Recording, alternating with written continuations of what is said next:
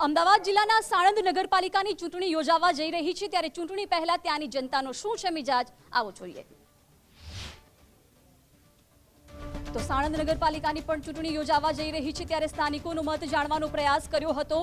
આજે પણ સાણંદ નગરપાલિકાના નગરજનો અનેક સમસ્યાઓથી ત્રાહિમામ પોકારી ઉઠી રહ્યા છે। જ્યાં ઢોરની સમસ્યા છે તો પાણી ભરાવાની પણ અનેક સમસ્યાઓ જોવા મળી રહી છે। ટ્રાફિકની સમસ્યાથી પણ ત્યાંના લોકો પરેશાન છે। સાણંદ એક નેનો નગરી તરીકે તેનો વિકાસ કરવામાં આવે છે, પરંતુ શું તેનો વિકાસ થયો છે? જનતાની પોતાની આશાઓ અને અપેક્ષાઓ સરકાર પાસેથી મળી છે? આવનારા મહિનાની અંદર સાણંદ નગરપાલિકાની ચૂંટણી યોજાવા જઈ રહી છે ત્યારે ગુજરાત ફર્સ્ટ દ્વારા લોકોની શું આશાઓ અને અપેક્ષાઓ છે તેના માટે લોકોનો મત જાણવા જે છે અહીંયા પહોંચ્યા છે કે આજે સાણંદના જે મહિલાઓ છે, પુરુષો છે, જે પોતાનો મત છે રજૂ કરશે। કારણ કે છેલ્લા 5 જો વાત કરવામાં તો અહીંયા છેલ્લા ઘણાથી ભાજપનું શાસન તો છે, પરંતુ લોકોને કયા પ્રકારની સમસ્યાઓ પડી રહી છે અને આવનારી જે બી સત્તા આવે તો તે લોકો પાસેથી કેવા પ્રકારની આશાઓ રાખી રહ્યા છે। કેટલીક મહિલાઓ છે, શરૂઆત તેમનેથી જ કરશું। બેન, ખાસ કરીને વાત કરવામાં આવે તો સાણંદની અંદર ખાસ કરીને આપણી જે સોસાયટીનો જે વિસ્તાર છે ત્યાં કેવા પ્રકારની સમસ્યાઓ આપણને પડી રહી છે અને આપણને શું આશાઓ છે? અમારે આશાઓને એવું છે કે અહીંયા ગાયની પ્રોબ્લેમ છે, છોકરાઓને નિશાળ મોકલે છે તો ગાયોની બાંધવાની પ્રોબ્લેમ છે, થોડીક એ કરવાનું છે।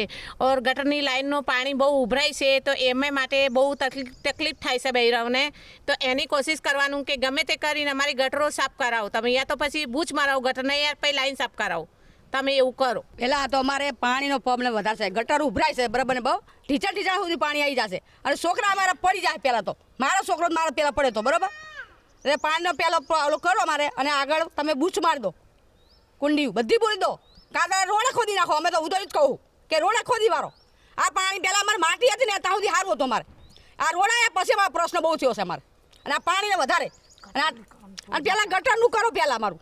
આ સિવાય સાણંદમાં ટ્રાફિકની મોટી સમસ્યા છે અને એ ટ્રાફિક બાબતે અમે અવારનવાર સત્તાધીશોને જાણ કરેલી છે। એક્શન લે છે, 1-2 દિવસ એક્શન લે, બીજા દિવસે હતું એવું થઈ જાય છે। કાયમી નિકાલ માટેની કોઈ જોગવાઈ કરેલ નથી।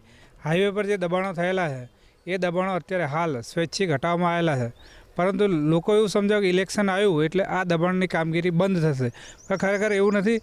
જે સત્તા મતલબ જે ઓથોરિટી છે એ ઓથોરિટી આની કાર્યવાહી ચાલુ રાખવી જોઈએ। ઇલેક્શન એ એક ભાગ છે, પણ જે હાઈવે ઓથોરિટીએ દબાણ દૂર કરવાની કાર્યવાહી કરી છે એ કન્ટિન્યુ ચાલુ રહે એવી અમારી માંગ છે। વિકાસ તો થઈ રહ્યો છે પણ આમ ઉપરના લેવલે વિકાસ થઈ ગયો છે, એટલે મારું આમ કહેવાનું મિનિંગ એ છે કે ભાઈ ઇન્ટરનલ ઠેઠ તય સુધી પહોંચે કે ભાઈ ઇન્ટરનલ શું પ્રોબ્લેમ છે। ખાસ કરીને એક તો ડ્રેનેજનો એક સૌથી મોટી જ્વલંત સમસ્યા અત્યારે હાલ ચાલી રહી છે। એના પછી જ્યાં સુધી મને એવું લાગે છે કે પ્રોપર કોઈ ગાર્ડન નથી કે જ્યાં વૃદ્ધ થોડાક શું કહેવાય ટહેલવા માટે નીકળી શકે। સ્ટ્રીટ લાઇટનો પણ પ્રોબ્લેમ છે, રખડતા ઢોર અવારનવાર ક્યાંક રસ્તા ઉપર આવે છે, ઘણા બધા અકસ્માત પણ થાય છે। પહેલી સુવિધા તમારે રસ્મી આગળ ફ્લેટની ગટરો ઉભરાય છે, બધા હાઈવે ઉપર કોઈ કેમેરા નથી, ત્યાં હાઈવે ઉપર ટ્રાફિક થાય છે, ત્યાં કોઈ સુવિધા જ નથી અને પાણી બધું લોકોને ખેતરમાં બધી ગટરો બંધ છે।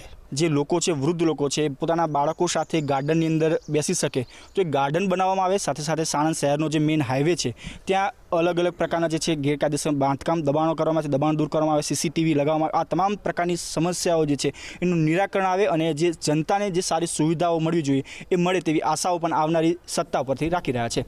કેમેરામેન નિકુંજ પ્રજાપતિ સાથે રાહુલ ત્રિવેદી, ગુજરાત ફર્સ્ટ, સાણંદ।